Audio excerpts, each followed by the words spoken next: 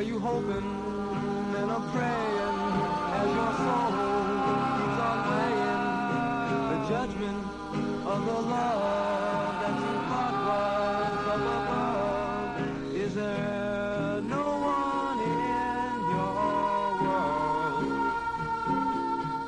but you?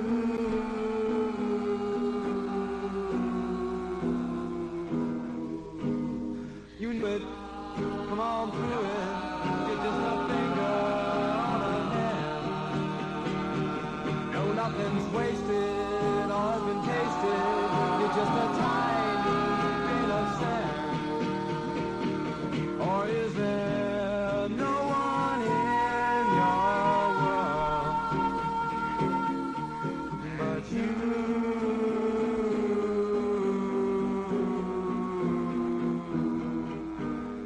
The meaning is always leaning in a timeless world of sound. Have you been listening to the music, to the sounds that's been coming down? Or is there no one in your world but you?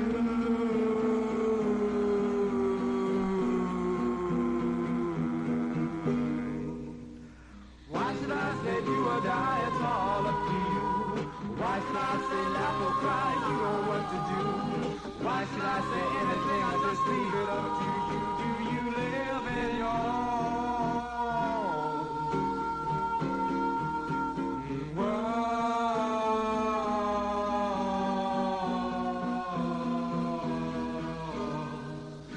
The meaning is always leaning, and the judgment is like the wind. There ain't no people except the people, and those are the ones love's gonna end. 'Cause there's no one in this world but love, love, love, love, love, love, love, love.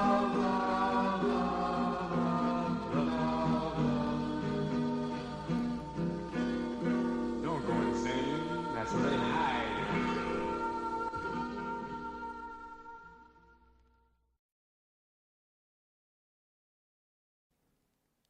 This podcast assumes that you have a general knowledge of the Tate LaBianca murders. Sharon Tate Polanski, Jay Sebring, Wojciech Frykowski, Abigail Folger, and Stephen Parent were murdered on Cielo Drive in Los Angeles on August 9, 1969. Lena and Rosemary LaBianca were slain in their Los Feliz residence the following night. Charles Manson, Charles Watson, Susan Atkins, Patricia Quenwinkle, and Leslie Van Houten were convicted of those murders. Say hello to the Goodbye Helter Skelter podcast.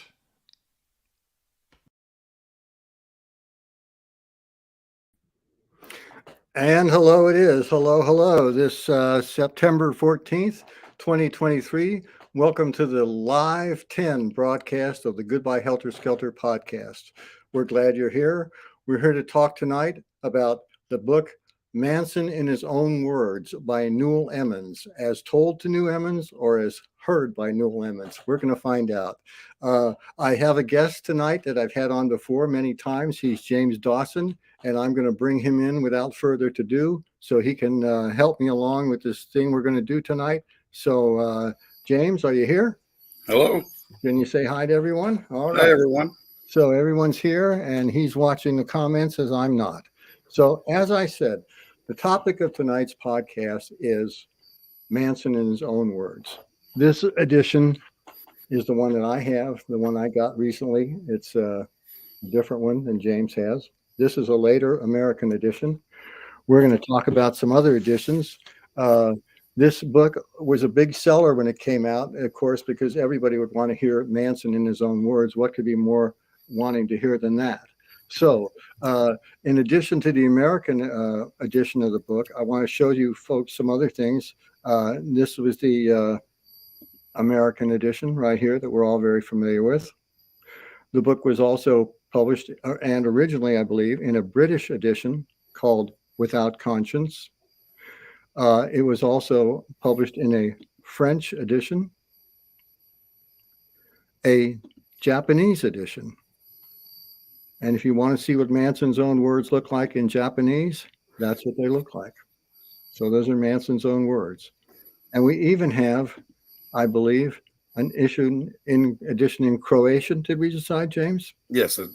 So as you can see, the book got around quite a bit, and it's got many different all around the world, and beyond being printed all around the world, it's been accepted all around the world as being Manson's words. And that's too bad, because it's full of other, I don't want to call it false information. I just want to say some of it is clearly false information, but a lot of it is information that I would say goes against the accepted narrative of the case. And I'm not going to make a judgment as to whether it's wrong or not. That's what people can follow up on those discrepancies themselves and decide what clues they think are worth following and worth not. But let's see. It does go against the generally accepted narrative of the House, and I want to say one thing offhand. This book does generally support my theory of the crimes, but I personally have never used it as any source for any of my writings that I've ever done. So one thing we might want to go with at the beginning is, how did the book begin? How did the book come to be in the first place? And that was an agreement. Newell and or Mel, as Manson called him, and Charlie did time together. And when Charlie was out after that time, Mel did a favor for him by fixing a car. So Charlie felt he owed him a favor. So when Mel approached him about doing the book, Charlie was receptive, and he agreed to do the book. I kind of don't think that Charlie, knew what he was getting into, and to kind of show that, I've got some stuff here from the book. Dylan Guttersnop asked, did Newell Edmonds get permission to write from Charlie?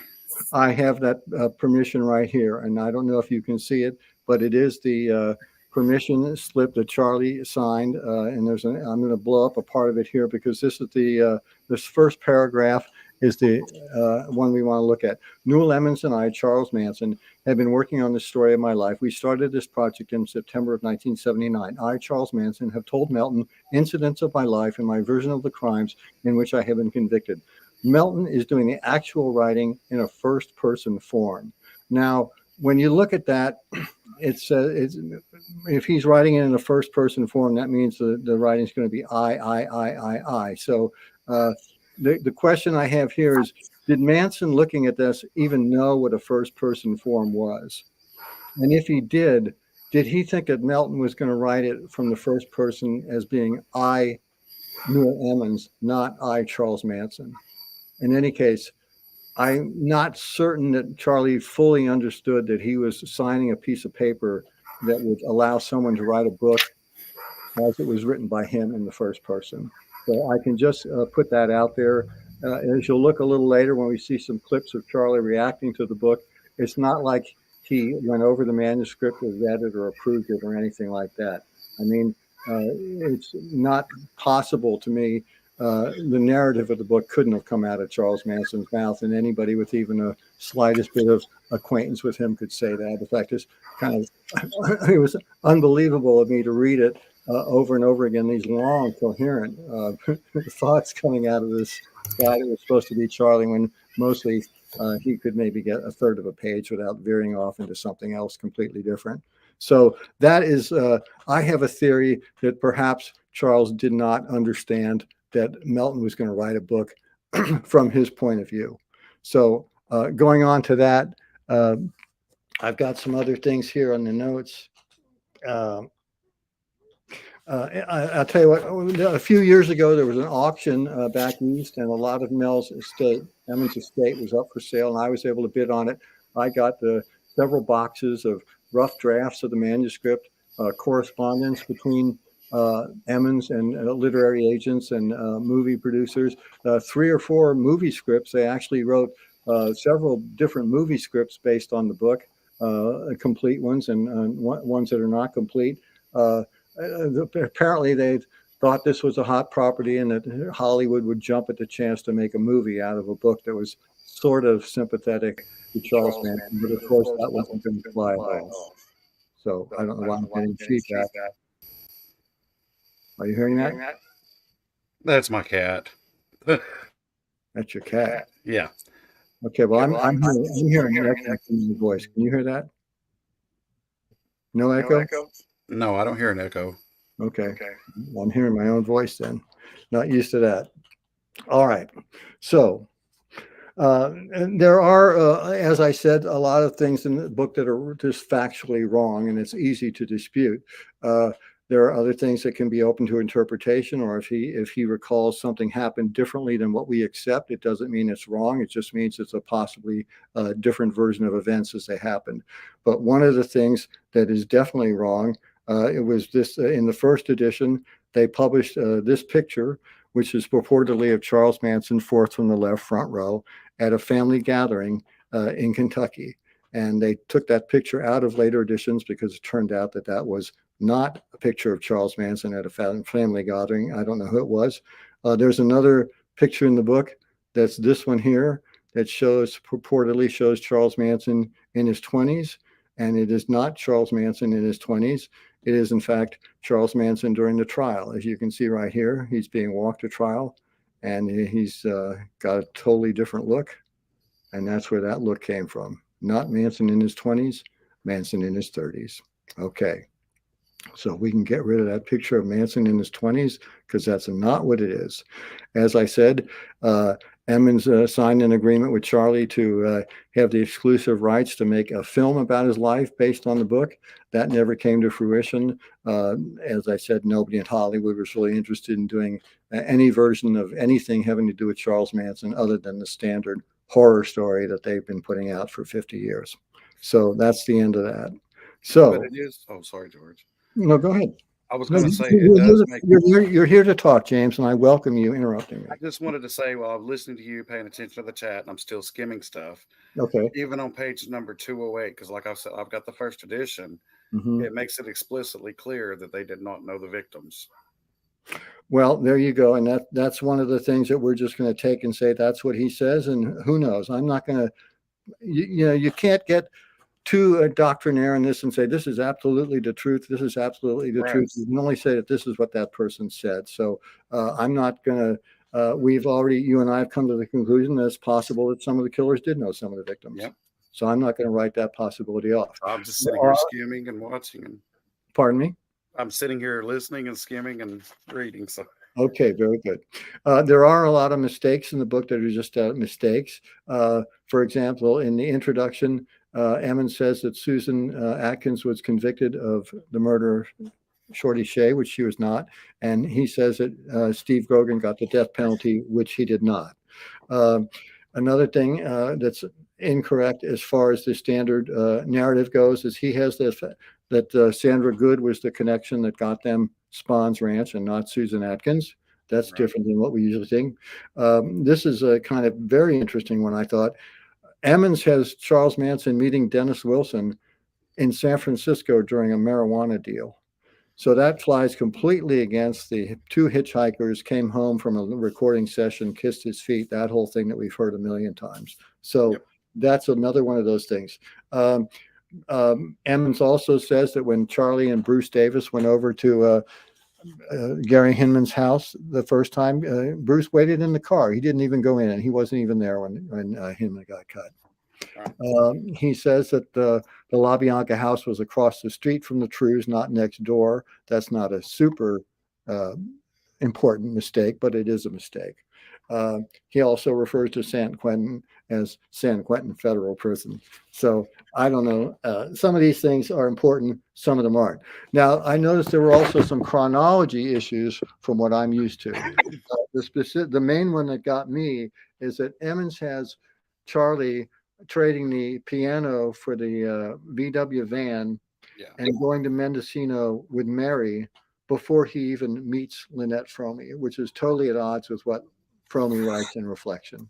Right. Now, when you get to something like that, if you're talking about Manson filtered through Emmons, and Fromme filtered through nobody, I'm going to have to go along with Fromme's uh, version of events. I mean, we have to get to some point where the people that were there do know something, unless you're going to conclude that they're all mistaken, they all read something and based their testimony on that, or that they're all in on some grand plot to cover up the real truth.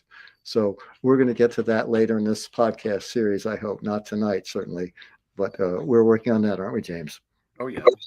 Okay. And also, what's in here too? This was another thing I wanted to point it out. Like on page 182 in the last podcast, we discussed um, where they thought that was alleged Black Panthers going out to Spawn Ranch. Mm-hmm. It's on page 182. It says, "When I got back to the ranch, I didn't look for text, but went straight to bed. The next morning, TJ woke me up to tell me he and Brenda had just heard the news. Mm-hmm. The feature story was that a high-ranking member of the Black Panthers had been shot, Never heard and of the it. body had been dumped on the lawn of a hospital in Beverly Hills." Yep. Again, I could find nothing about that, and Uh, certainly nothing. There was a double shooting of two Black Panthers several months earlier than that. I don't know, how they got that story with their famously no newspapers or radios, but that's how they got that. So that's quite a puzzle there as to where that story came from, yeah, because it's certainly not that's based on reality. that's Uh, something else I wanted to point out because we talked about that last time. Yes. Another thing I found interesting in this book was when Charlie's talking about the time that they spent in the spiral staircase. Uh, he talks about all the evil satanic influences and how that was maybe perhaps where things started to turn over into the dark side. And I thought he was very good with all the teasing that he gave about all the people that they met there. So that's going to open up all sorts of clues and directions that people can follow in if they want to go up on that. And they also said hobnobbing. He also goes into quite a bit, or some rather, detail about his experiences with the Hollywood elite, servicing certain individuals who he won't name. So you can follow up on all those Charlie screwing his way through Hollywood things. That there's backing up for that, and there's backing up for the satanic influences and God knows who at the spiral staircase influencing Yeah. people to do what. So. Well, okay. So all of those things, most of them are not things that we can actually check. You can't, you know, I mean, I don't know how you can say, except to believe one person over another, if he met Dennis Wilson in San Francisco or if you met him at Dennis Wilson's house. That's not anything that we can check. But when you start talking about the crime, we have evidence, and we can check that evidence against some of the recollections of people. Are you waving at me to get my attention? Or are you Oh just no, I was telling people were in the chat and I was saying hi. Oh, okay. I wouldn't know. See, you're in charge of the chat. So Yeah. anyway, let me look at this. For example, one of the main things, and this has come up before, and we talked about it a little bit before, I think, is that Manson going to the house at Cielo Drive after the murders. Now, Right. that's something that he says in the book happened. But I'm going to show you something that's interesting about that. I want to bring up a page here and read it to you if I can. If you don't mind, James, I'm going to take us out of the background so we're not confusing. I'll bring us back up. Okay. And can I still hear you? Can you talk? Nope, he's not there. Okay. Well, I'll tell you what, I don't want to lose you, so I will leave you here. But anyway, here's a draft page out of the book. And this, I got like four different versions of the book. I am going to take us out because it'll make it a little easier for me to read this part to you. So just hang on a second. I'll bring you back. You're gone. And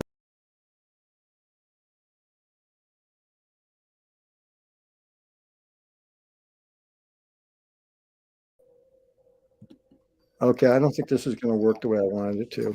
So Let me zoom in on it and I can read it. okay, just read it from about this first paragraph of the first sentence in the top paragraph on down. My partner probably felt the same way, but neither of us spoke, and we did go on the whole gory mess. Tex and Sadie's description was accurate. What I was seeing was not a scene from a movie or some horrible acid fantasy, but real people who would never.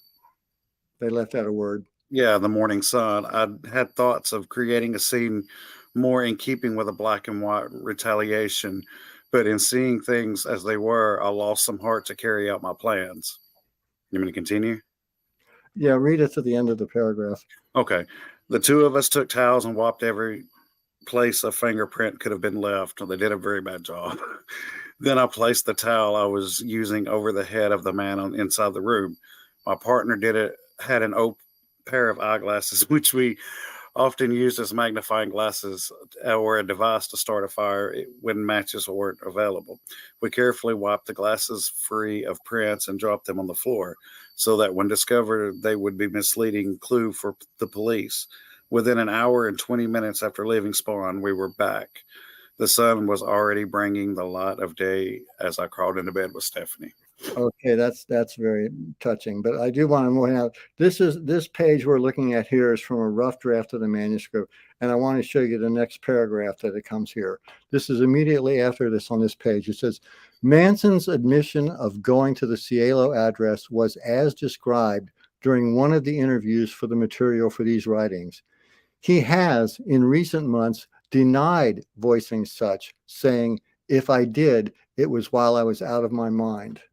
So you've got a point right there, right after the manuscript, where they're saying that Manson denied going back. So that's one instance there that cast a little shred of doubt on the fact that whether he went back, just in that case. There's another instance, if you want to look at it, where we can talk about Manson going to Cielo Drive. And this is from the 1992 parole hearing of Charles Manson. And here he is questioned by Stephen Kay. Another question, please. All right, the last question, because I don't want to take up a lot of the board's time, but I'd like the board to ask Mr. Manson whether on the night of the Tate murders at the Tate house, after the murders were committed, did he go to the residence to see what had been done? And if so, what did he do when he was there? You heard the question, Mr. Manson. Answer. I had a traffic ticket in San Diego, but ask him why the district attorney moved the highway patrolman to the East Coast along with the traffic ticket. Mr. Manson, did you go to the residence No. after the murders? No. And let me explain that to the board. The reason they want to say that is because they should have let me out of here 3 years ago, because if I'm not on any scene of the crime, you can only keep me 18 years and you've already had me 23, so I could sue you for Hearst Castle probably. Okay. Did that answer your question? Yes. Okay. Are there any Check. other questions No. you have, Mr. Kay? Thank you. Okay, so there we have Manson denying it at his parole hearing. And not only is he denying it, but as you pointed out, Stephen Kay is not pressing him on it. So apparently Kay was... No, there's no truth to it. Pardon me? Stephen Kay felt that there was no truth to it. Yeah. Okay. So we've got Manson in the book saying he went back in Emmons' words. We've got him in Emmons' words saying he didn't go back, and we've got him in his own words saying he didn't go back. So that lends doesn't lend, actually it subtracts credibility from that aspect of this claim in the book. Now there's some more things we can look at to show that this is not whatever Manson is saying, quote unquote, in the book is not true. And the one thing is the timeline. If we assume that, and I do, based on the gunshots heard by Mrs. Cott and Rudy Weber encountering the people in his driveway, that the murders happened between approximately 12 and approximately 1. I think that's a reasonable assumption to make based on the testimony of those two people. Agreed? Agreed. Unless they're lying, they could be. And we know that Miss Cott heard 4 gunshots and Stephen Parent was shot 4 times. Right. So that adds up. And also, I believe the fellow at the school heard screaming around that time too, 12:30. Yeah, it was about 12:30 to 12:45. I've got those notes pulled up right here. So okay, well, there you go. So I think it's not unreasonable to say, yeah, the murders happened between approximately midnight and approximately 1 o'clock. So then let's. How long would they be at Rudy Weber's dealing with the hose and the confrontation? I allow about 10 minutes for that. Well, Tex flooded the car out too, so it's going to take a few minutes to start. A few minutes, but 10 minutes is actually a long time. It doesn't sound like it, but when you sit there looking at the clock, you can do a lot in 10 minutes. So anyway, approximately 1:10. So that means if it took them an hour at the most to leave Rudy Weber's, stop at the gas station to clean up, throw the clothes out of the car, get rid of the weapons. I would say at the most it would take them to get back to Spahn Ranch would be an hour at the most. So that gets them back to Spahn Ranch at 2:10. And that's about when Manson, whoever says in the book, they got back. They got back around 2 o'clock. So that jibes. And then, so let's say it took an hour, again, at the most, for Charlie to figure out what he was going to do, to get debriefed by text, what happened, what did you do, where'd you go, to digest everything, and to figure out what he wanted to do, go back. I'm being kind of generous in saying it took an hour to do that. Probably less, but I'm conservatively, I'm always giving more time out. Okay, so if it took an hour for him to leave the ranch after they got back at 2:10, he's leaving at 3:10. So then, by his own admission, he's driven to the ranch, driven to Cielo Drive with one other. They lose heart for some reason. They couldn't go through with their macabre scenes. And so he says, within an hour and 20 minutes, we were back at Spahn Ranch. Right. So suddenly Charles Manson is wearing a watch and is very aware of time. I guess there were clocks all over Spahn Ranch, and he happened to glance at one. I'm not going to say neither here nor there, but that's what he says. He says, in an hour and 20 minutes, we were back at the ranch. That gets them back at the ranch at 4. Let me check my time here. That gets them back at the ranch at 4:30. Okay. And on the morning of August 9th, the sun came up at 6:10. So that's an hour and 40 minutes after he would have gotten back, and the sun would not have been just in time for the sun to be shining on lovely little Stephanie in the sleeping bag. Nope. So the timeline doesn't fit the story either. Dylan asks, I've already typed in my assessment of it, but Dylan asked you, do you think the bodies were moved and some of the evidence tampered with? By who? He didn't say. Just asking if I don't think the bodies were moved after the people died, and I don't think. I'm kind of puzzled as to why the towel is over Sebring's face. Sebring is an interesting thing because you see his when you see his autopsy photo at the map, he's been hit in the face pretty hard. And yeah. I think Charlie, or not Charlie, but whoever he is, says in Lynch's book that Tex kicked him in the face. So I don't know if somebody put the towel over his head to cover up his smashed face. I don't know. But that is a very puzzling aspect of this case, is how is the towel over his face under the rope around his neck? So you can make it out of what you will. Well, my assessment is I think it was done after the fact, just like it was at the LaBiancas. Because if you remember, Lino LaBianca had the knife protruding from his throat. Yes. And the knife did not pierce the pillowcase. Yes. They didn't even know the knife was there until they removed the pillowcase. Right. So I think it was done afterwards. Mm-hmm. For what reason? For the LaBiancas, just to copy what happened at the Tate with Sebring. Well, that could be, and it would have to be somebody who knew now. Because if you look at Leslie's parole hearings and some of her transcripts, how could she see Rosemary's face and her eyes if she had the pillowcase on her head? Very interesting point, and there you go with different versions coming from different people. So this case of this complexity, you're going to be going around and around. We've been going around and around for 50 years. We're going to be going around and around for 50 more years. We're just trying to make it a little shorter. But I think it was just an afterthought, and I think that they copied that on the night of the LaBiancas. Okay, well that's a good thought, because otherwise, why all the trouble with the cutting the electrical cords and tying them up? And they didn't take rope, they didn't take weapons to the LaBiancas. Now we have one more thing here to dispute the fact this version of Charlie going back. Not going back. He went. He didn't go in the first place. So he wasn't going back. He just went. He didn't go, or went. And that's what he says about leaving the glasses. Now, there are two things that shed light on that not being true. The first one is the fact that Manson has said in other places that he gave the glasses to someone else to drop there. I believe you had a quip from, what was it? Hard copy. Hard copy, where he says he told Pat to leave the glasses. And I Yes. know that he told Sandra Good in a telephone call that he made to her that it was taped, and I used in my book that he gave them the glasses and told them to drop the glasses wherever they were going to do whatever they did. So that to me is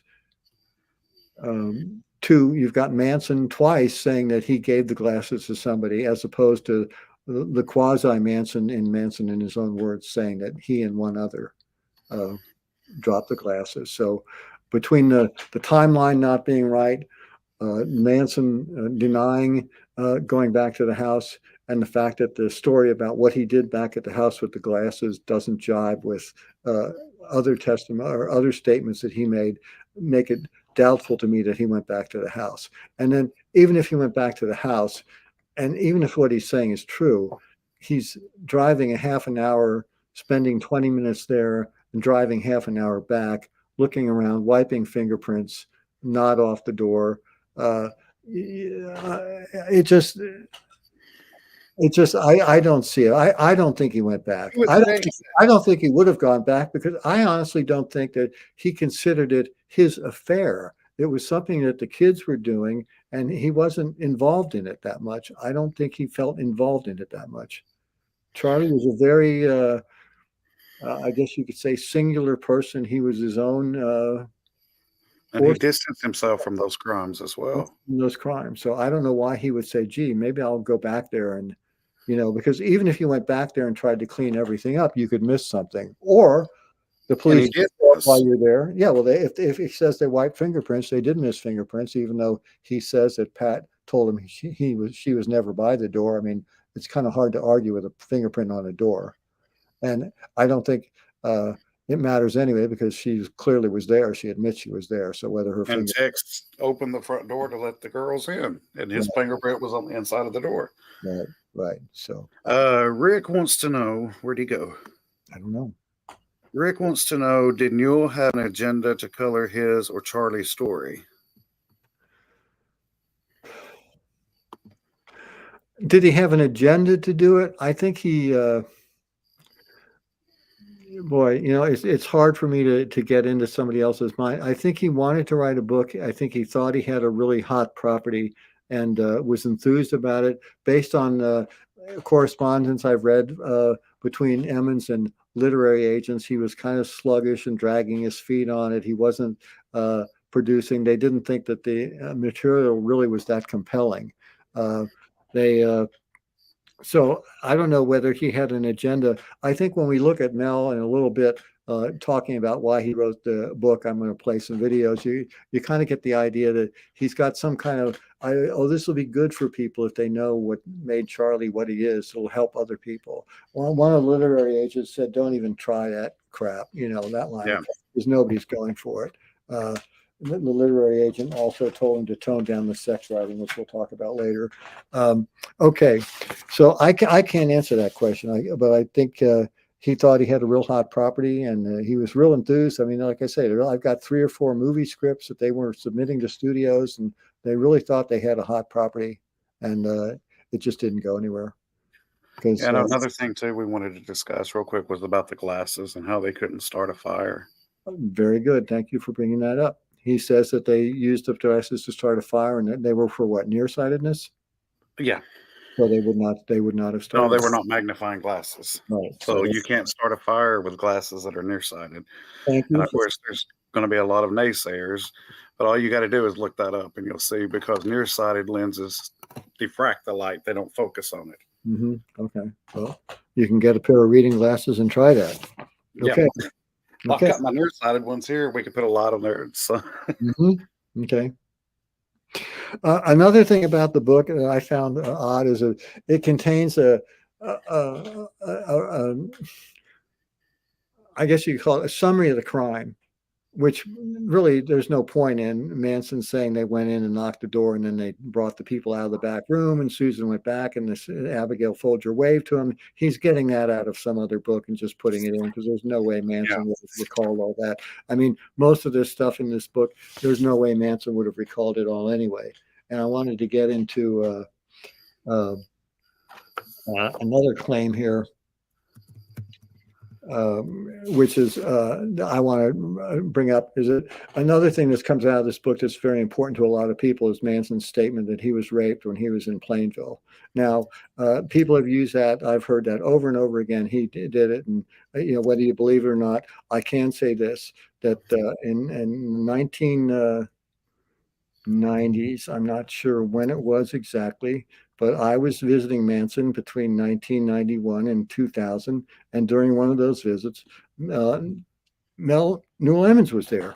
And there we are together in the visiting room, Charlie, Newell, and myself, posing. Newell came, he brought a guitar that he was giving to Charlie.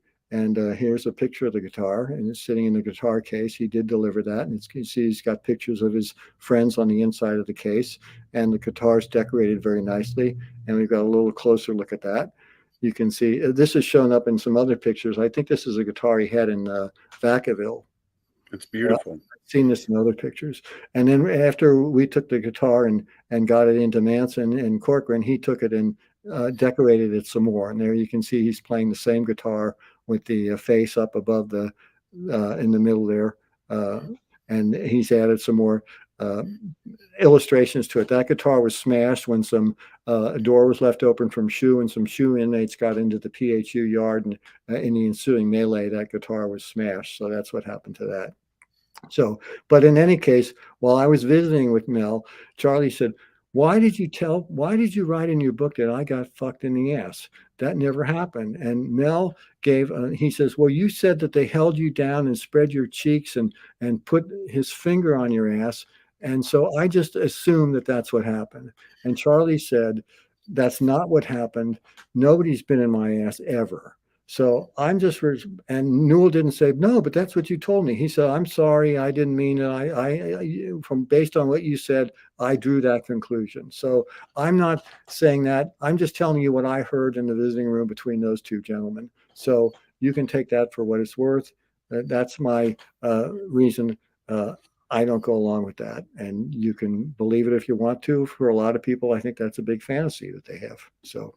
Yeah, that's what I was fixing to say. Newell expressed a little bit of his own fantasies in various versions of the book.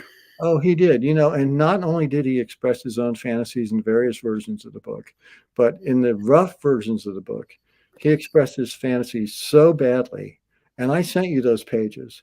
There's 4 pages in this rough draft of the book, the one I read, where he's talking about the first time that he made love to Mary Brunner.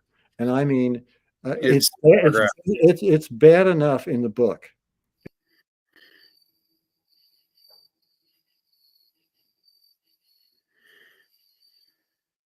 George got booted.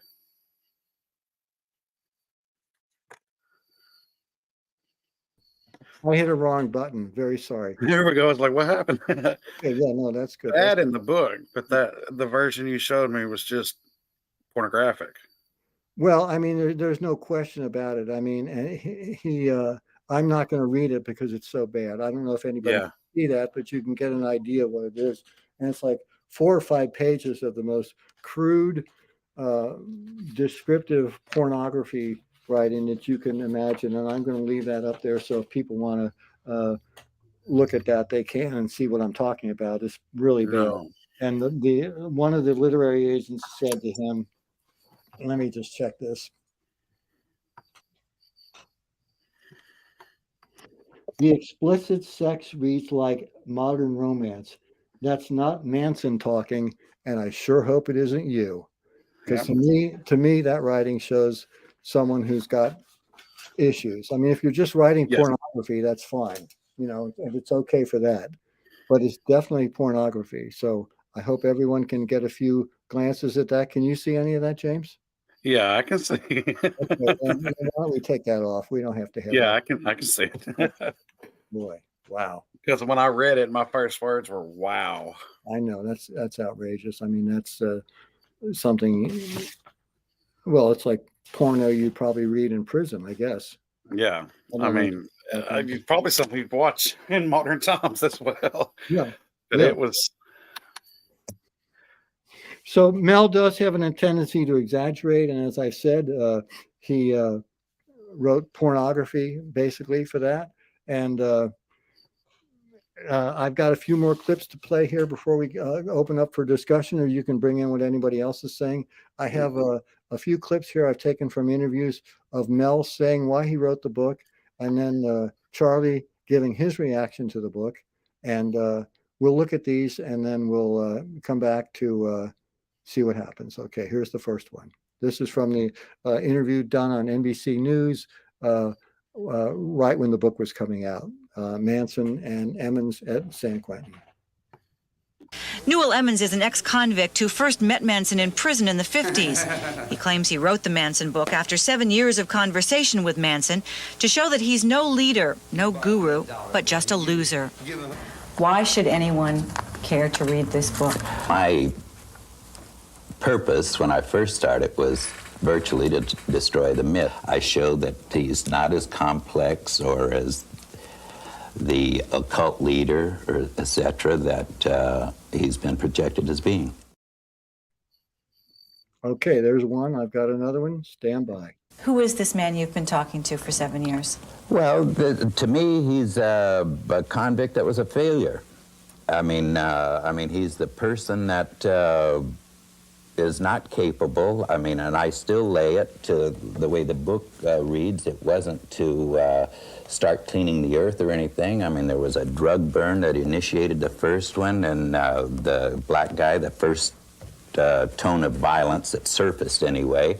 And then the death of Gary Hinman, there again, it was dope related, and it just kept feeding from there. And so it had no spiritual aspects at all. It was just bunch of guys out there, kids out there that was living, doing their own thing, and it used to be party time and play time, and then through drugs and the whole bit, well, it started getting a little bit nasty, a little bit meaner, and first thing you know, there's murders.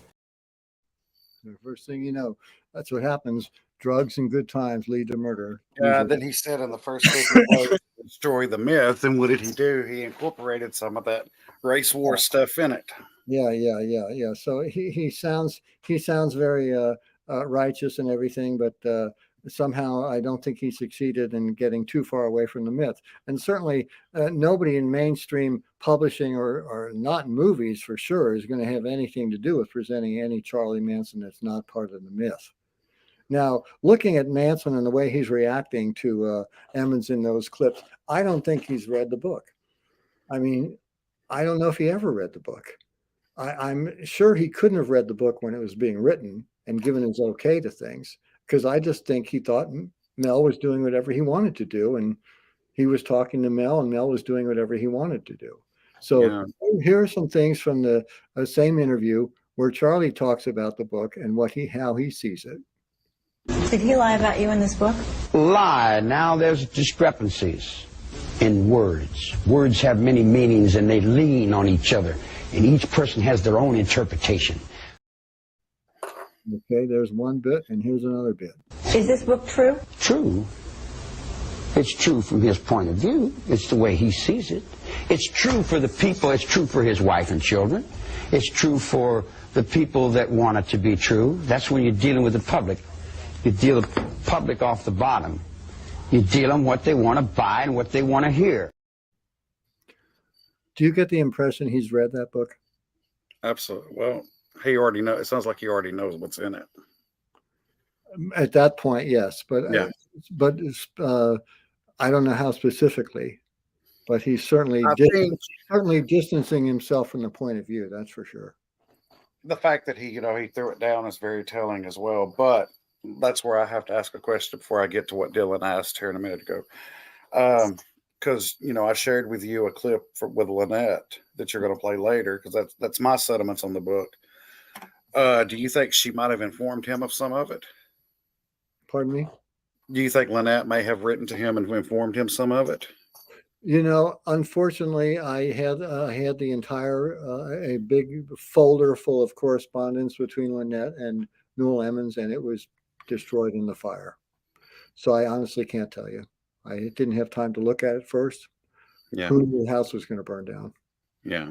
But I can't tell you. I do know that there was extensive back and forth because it was quite a bit of correspondence. And there was correspondence with Patricia as well, as we know.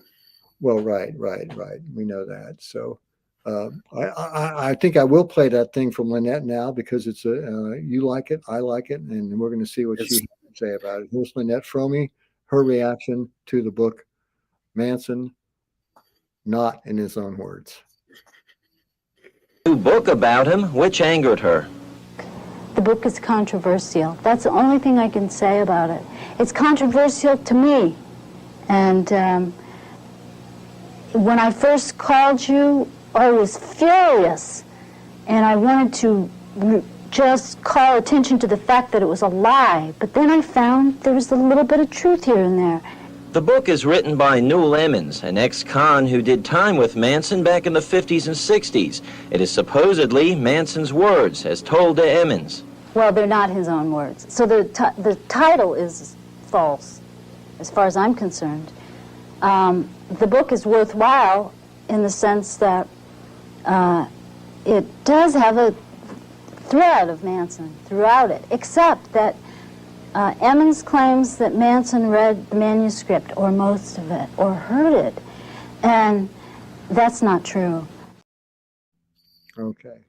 I think that's a pretty succinct summary of the book from someone whose opinion I certainly respect. Dylan asked, he said, was it true that Manson got charged for sodomy on another kid during one of his stints in juvenile prison / boys home? Yes. Do you want an answer? Do you want a yes or no answer? Do you want more than that? I've heard that Manson said that was he was a willing boy who wanted that done, and they said that if they got caught, I'll say I forced you, and they got caught. So yeah. Whether he actually held a razor to the guy's neck and sodomized him, or they were doing something that was consensual and they got caught and he took the blame for it, I don't know. But that is on his record, yes. Okay, Sam Smith says in the book Witness to Evil, page 30, Charlie took it up the ass. Charlie was a punk. The forger continued, a guy who likes to go to the big prison jocks for their protection and does favors for them in return. What is he getting this out of? Witness to Evil? Yeah, page 30. Wow, I haven't read that in a while. Yeah, I'm going to have to go back and read that too because I don't recall it. Maybe it's in an updated version because I know that's where Jeff Gwynn, whatever you want to say his name, got that information as well. It was from these random. What is that quote? Are you looking at it, or is he just reading it to you? No, it's a quote. He's got it quoted. It's on Witness to Evil, page 30, and I will write that down too so I can remind you. Okay. It says Charlie took it up the ass. Charlie was a punk. The forger continued, a guy who goes to the big prison jocks for their protection and does favors for them in return. Mm-hmm. I'm going to have to write that down and look that up myself too. I don't recall that. Okay. Okay, let's see what else we got here.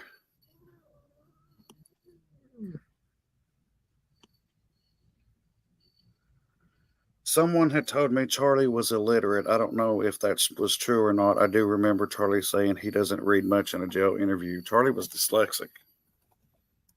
Oh, is that what this person said, or is that what you're saying? That's what the person, Dylan said, that someone had told me that Charlie was illiterate. I don't know if that was true or not. I do remember Charlie saying he doesn't read that much in a jail interview.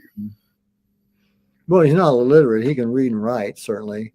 I mean, he wrote very slowly. I'll tell you that. I saw him writing, and those letters that looked like he whipped them out, he wrote them very slowly. Handwriting very slowly. The way that people that are dyslexic do. In fact, I have a letter here. Incidentally, thanks for reminding me, that I got from that batch of stuff from the auction. And it's the letter Charlie wrote to Mel after that book came out. And he said, I always thought you didn't like me. I didn't know you hated me so much.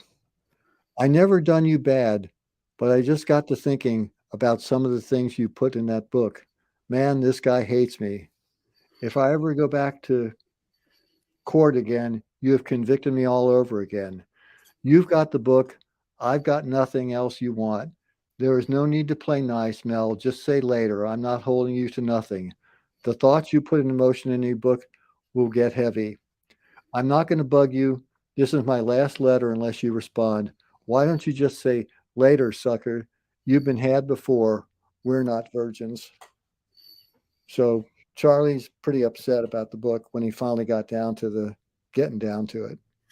Paul said, she said that there was truth through it. I wonder what she thinks the truth is. Mostly, I'm going to put in my assertion, then George can insert his. Mostly, some of it is what's definitely true is most of it, rather, is from his childhood and stuff. Mm-hmm. And what was going on around at the time that wasn't kind of twisted and embellished. So there is a bit of thread, a thread of truth to it, like she said. Mm-hmm. And there does seem to be aspects of the point of view that jibe with his personality, as I remember it. And you can almost get the sense that it's veering into almost being his own words, but it's nowhere near what his own words would really be if he were doing his autobiography. So I don't know. There are so many things in the book that it's hard to say which one Lynn thinks are the ones that are the grain of truth. But it's surely not a waste. I mean, one thing about the book is it does have a large portion of his life before he met these people, which he did. He had 32, 33 years of a life before he even met any of these people. His life didn't start in March of 1967. It started in 1934. So that's one thing the book gives better balance on that, than just giving his, a chapter or two at the most about his life up until 1967. And then Sam Smith, he's quoting Death to Pigs here by Robert Hendrickson. Page 224, Watkins on Manson. He was a homosexual, asexual, bisexual, trisexual, psychosexual, and he was just all sexist, sexual, so he'd do anything. Mm-hmm. Well, that may be. I'll tell you what, I'm glad you're bringing these things up because I'll let everybody know that James and I are going to be on the podcast tomorrow. Yes. So we can bring these up again and talk about them. Yeah, and I talked something over with George, and I got to run it by Paul, too, later. We're going to give away a copy of Goodbye Helter Skelter to someone who can... We're going to figure out how to do that. Yeah. Tomorrow we're doing that. Yes, tomorrow. Okay. Well, we'll get with Paul. We'll get together right before, and we'll just figure it out, and then somebody will win a copy of Goodbye Helter Skelter. Okay. Do you have anything you want to add about Manson in his own words? Actually, yeah, and I do have another copy of the first edition. I'm going to get it to you. Okay. Where it says in there on page, I believe it was 208. That's LaBianca's. Where it has, where Charlie is going through the whole graph of the way Susan and Tex described it to him, has them going in the back door. Of the Polanski residence? Cielo residence. Okay. Interesting. Can you read that? It says, returning to the crime scene is risky business, so instead of turning up to Cielo Drive, we drove past and looked up the hill to see if there was any activity that might indicate the police had arrived. Everything was quiet. Still not wanting to be obvious, we parked the car a short distance away and walked the premises. We entered the grounds by climbing over the fence as the kids had done. As Sadie and Tex had said, the first victim car was off the driveway a short distance from the gate. Going by Tex's description of how he had approached the house and the car and how he had pushed it, we carefully walked around to the side of the house and entered from the back door. Then it goes in as my partner probably felt the same, but neither of us spoke, and we did go on to see the whole gory mess. So they're saying basically wait a minute. He's saying he went in the side door? Yeah, and we know that was locked because Winifred Chapman had the key to the back door, right? Okay. And then it's like talking about that. I mean, it's just a small mention, and then it goes down to the two of us took towels and wiped every fingerprint could have left. Mhm. Then I placed the towel I was using over the head of the man on the inside of the room. Mhm. My partner had an old pair of eyeglasses, which we often used as a magnifying glass. Et cetera, et cetera. Okay. Yeah. So I didn't quite hear him saying that Susan and Tex went in the side door, but I guess he's saying he went in the side door. Maybe he didn't want to go in the front door because it was too bloody. I don't know. No, because I mean, the front door was the one that was open and the window. Yep. Yep. Well, okay. Well, we're going to go over all this stuff today and tomorrow, and we can maybe bring it up tomorrow. Do you know what Paul wants to talk about tomorrow? No, I have not had a chance to talk with him about that, but I'll get with him here in a little bit. Okay. I'm sure. And he'll let you know. Okay. Are there any more questions in the chat that we can address? Well, Dylan did say earlier that he thinks it's possible that something like that Jay and Watson could have known each other and caused Jay the man, then referred to being the Jay. Yeah. And then Dylan says, I came across an unedited Diane saw your interview with Charlie and the family. I think Patricia said Tex and her were the first to enter the house. Tex went straight to Jay. At first she slips. I'll have to look for that because I don't remember that.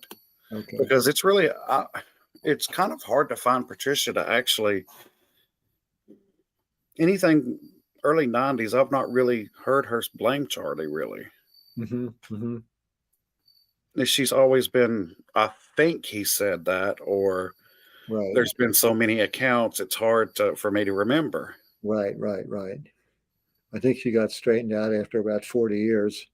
Yeah. They finally gave her a couple ways out that you'd been abused and all this other thing. And she came to her realizations. Yeah. You know, good luck to her. Good luck to all of them. Paul said lots of stuff to follow up on from tonight. And anything you guys got on the horizon, never lack of things to chat about. Audience, cute question and answer. Yeah. Well, yeah, it is. Okay. Well, tomorrow will be good because we're getting to, if we're all three of us are on, that's what I want to get this thing to be doing on the Goodbye Helter Skelter podcast is get some discussion in here and bring in some more people. I'm happy with, I was very happy with Dave York when he came on and other guests we've had on. But that is my goal. So at least we're getting a little bit, what? I said to have an open discussion, yeah. Have an open discussion and have people come in and talk about this stuff. And, you know, we're not going to be able to determine everything right away, but if we talk about it enough, we might be able to come to some conclusions that are valid.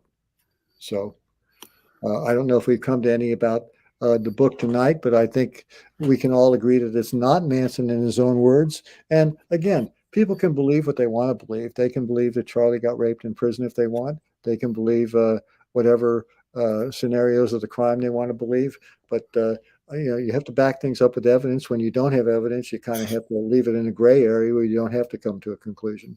You know, one of the things I realized happily as I got older, that was I don't have to come to a conclusion about everything. No, and the only thing that I have, the really bad issue that I have with it is with Charlie allegedly going back to CeeLo Drive. Because that's something that one little slip and it would have tied him to the scene. Right. It didn't matter if it was a hair falling out. Sure. Right. Or a footprint stepping in blood accidentally. Yeah. Who knows? Getting stopped on the way. What if you were there in the police? If they went there and staged that, I was thinking about that too. If they went there to go and do all of that, they would have had to have risked driving back the half hour to Spawn Ranch in blood. Yeah, sure.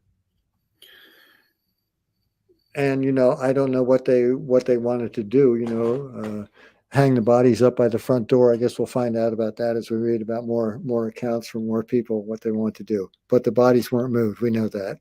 Right.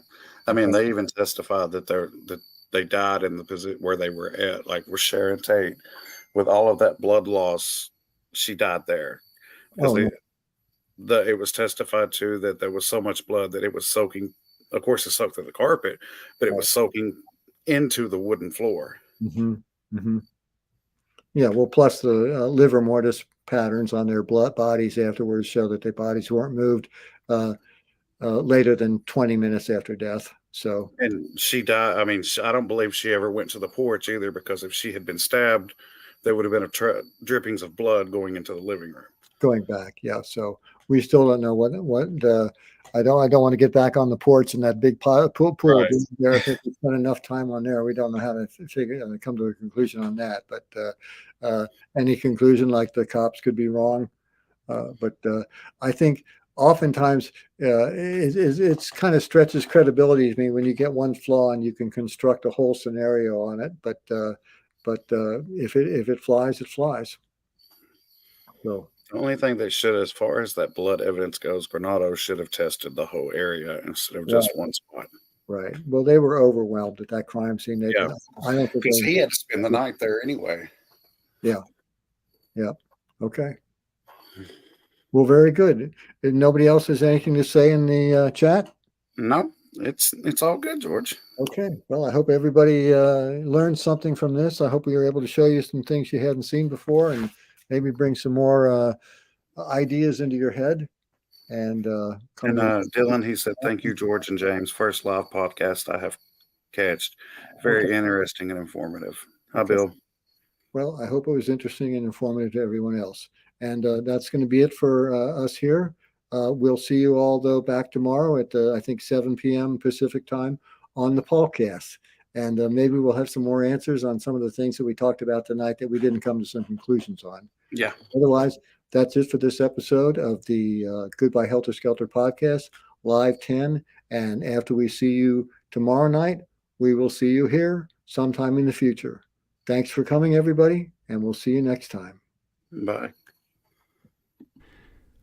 This has been the Goodbye Helter Skelter podcast, the podcast dedicated to the truth about the Tate LaBianca murders, Charles Manson, and more. The views expressed on this program are solely those of the individual speakers, and they do not necessarily represent the thoughts, ideas, or opinions of any other persons, either living or dead. Visit our companion website at www.goodbyehelterskelter.com. There you can find more information about this podcast. Also, check out the Goodbye Helter Skelter Facebook page for information on upcoming programs. And let us know what you think by way of contact@goodbyehelterskelter.com. We will address any comments, questions, or concerns on future installments of the Goodbye Helter Skelter podcast.